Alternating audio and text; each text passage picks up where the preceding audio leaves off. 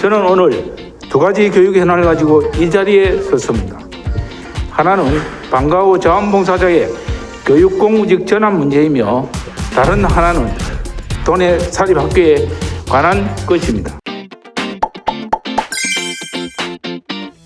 방과 후 자원봉사자 공무직 전환의 계획 입안부터 현재 진행까지 사항을 보면은 또 사안의 중요성에 비해서 너무 늦게 공론화되어졌다고 생각합니다. 이 자원봉사자에 대한 부분들이 이제 3시간을 이제 근무를 하는 그런 과정에서 이제 공무직으로 전환되는 그런 부분이 되다 보니까 좋은 제도고 좋은 방안이었지만은 공정성을 갈구하는 사회적 분위기를 제대로 읽지 못하고 그냥 밀어붙인 것이 아닌가 하는 그런 부분에 대한 아쉬움을 가지고 있습니다.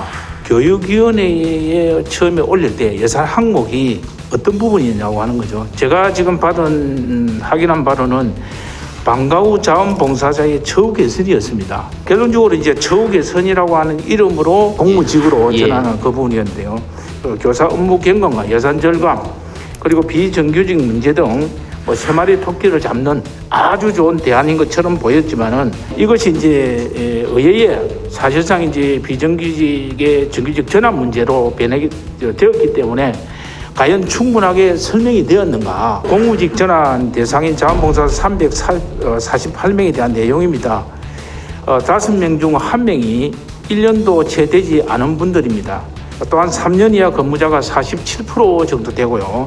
즉 이와 같은 부분들은 공개 채용을 벗어나서 진행하다 보니 과정의 공평성이나 또 공정성을 무시했기 때문에 이런 사항이 발생되었다라고 생각하고 또 우리 취준생들이 느끼는 의미도 그렇게 아마 받아들였을 거라고 생각합니다. 또 한편으로는 우리 교육 행정의 또 비상식적인 행동으로 인해서 이분들이 처음부터 최소한의 어떤 노동자로서의 인정을 받지 못했던 피해도 있다고 생각합니다. 수업 계획안 작성부터 강사 채용 관리, 학생 출결 확인, 학부모 문자 전송, 각종 요구사항 담당, 강사료와 수강료, 관리비 수납, 그리고 마지막에 프로그램과 강사 만족도 조사까지 관리 항목이 무려 20개가 넘는다고 합니다.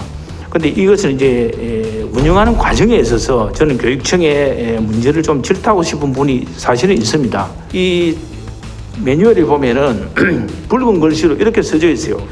근로계약서를 쓰면 안 된다라고 해놓고요. 그 다음에 4대 보험 지급하고는 또 무관하다라고 되어 있고 또 임금이 아니라 봉사다, 채용이 아니라 위촉이라고 합니다. 그리고 자원봉사자 위촉으로 되어 있지 않습니까?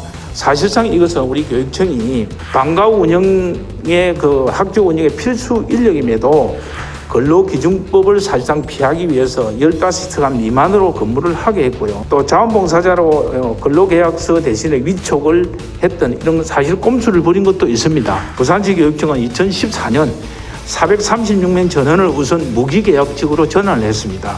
7년 동안에 걸쳐서 한 해 30명에서 40명씩 적격성 심사를 거쳐서 교육공무직으로 전부 전환을 했습니다. 왜 처음부터 차근차근 정책 대안을 만들고 이런 계획을 강구하지 못하고 갑작스럽게 이렇게 전환을 시도했는지 이 문제가 이제 사실 사회 각 분야에서 이제 비판이 일어나면서부터 전환심의위를 꾸렸습니다. 전환심의위원회 경우 구성인원 11명 중에서 사실상 이제 특채라고 보는 거죠. 이제 특채에 대한 강행을 하는 교육청 인사 2분, 이거 자료 한번 올려주시기 바랍니다. 그 다음에 사실상 민노총 및 노동계 인사 3명, 그 다음에 노사 전문가 3명 등으로 8명 이상이 이것은 특채에 대한 과정을 무조건 추진할 것이라고 이제 주장을 했던 내용이 있습니다.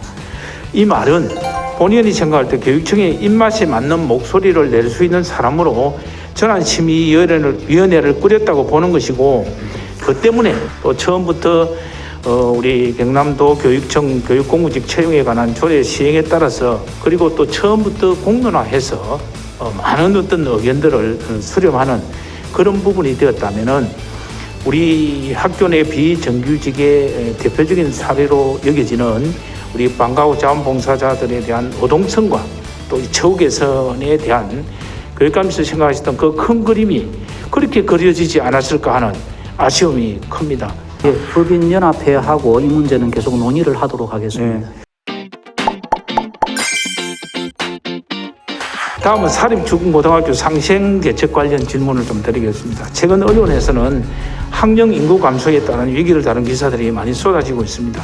이미 대학 정원보다 입학 수요가 부족한 상황입니다. 이런 정원 미달 상황이 대학에만 국한된 일은 아니고요. 당장 도내 중고등학교까지도 직면한 상황입니다. 오늘은 좀 더 다른 관점에서 도내 사립중고등학교의 상생의 방안에 대해서 좀 질문을 드리고자 합니다. 75개 사립고등학교 중에서 85%가 넘는 64개 고등학교의 학생 수가 감소되었습니다.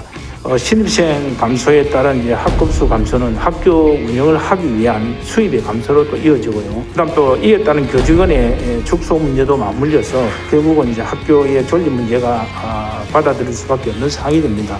사립학교 법인들과 제가 좀 간담회를 한번 가져봤는데요. 가장 어려워하는 부분들이 법정 부담금에 대한 이제 내용이었고, 그리고 이제 이 법정 부담금을 이제 당연히 부담해야 되지만은 이것을 이제 부담하지 못하다 보니 우리 이제 다시 이제 예산으로 재정결함 보증금이라고 하는 부분으로 보충해주고 있습니다. 그 학교에서는 이제 그런 부분도 사실 큰 부담으로 또 힘들어하는 부분들이 많았습니다. 그래서 그런 부분들도 실질적으로 뭐 돈을 내기 싫어서 안 내는 건 아니지 않습니까? 사립학교의 가장 큰 문제가 이제 사립중등 교원 임용에 대한 문제입니다. 그래서 그 방안들이 경상남도 이제 사립중등 교원 임용시험 위탁 근장과 채용정보 공시에 관한 조례를 좀 만들어서 사립 공동 임용고사를 실시하는 방안을 제시를 했습니다. 그 부분도 사립학교 교원 채용의 어떤 과정에 대한 투명성과 객관성과 그리고 공정성을 확보할 수 있도록 교육청이 함께 좀 머리를 맞대주시기를 좀 부탁을 드리겠습니다. 예, 저희들 교육 행정이 합리적인 판단과 우리 아이들에게 좀 더 교육의 품질이 높아지기 위한 노력은 저희들이 끊임없이 해야 되는 노력이라고 생각합니다. 그 과정에서 완벽할 수는 없기 때문에 절차적으로나 또 그 과정에 있어서 문제가 드러날 수도 있고, 그런 문제에 대해서 지적하시는 부분을 저희들은 겸허하게 수용하면서 수정 보완하기 해서 정책을 펼치도록 노력하겠습니다. 우리나라의 중등학교는 사학이 차지하는 비중이 다른 나라와 비교할 때 매우 높은 편입니다. 사학은 국권을 빼앗긴 일제강점기 독립운동과 인재 양성을 위한 산실로 그 약속을 다해왔습니다. 또한 공교육이 뒷받침하지 못한 시절 공교육을 대신해 그 역할을 해가왔습니다. 공립과 사립이 공존 상생하고 모든 학생과 학부모 차별 없이 경남도 교육청의 중등교육 서비스를 누릴 수 있도록 사립학교 상생 방안에 대한 교육청 차원의 깊은 고민과 박종훈 교육감님의 아름다운 결단을 부탁드리면서 도정 질의를 마치겠습니다. 긴 시간 경청해 주셔서 감사합니다.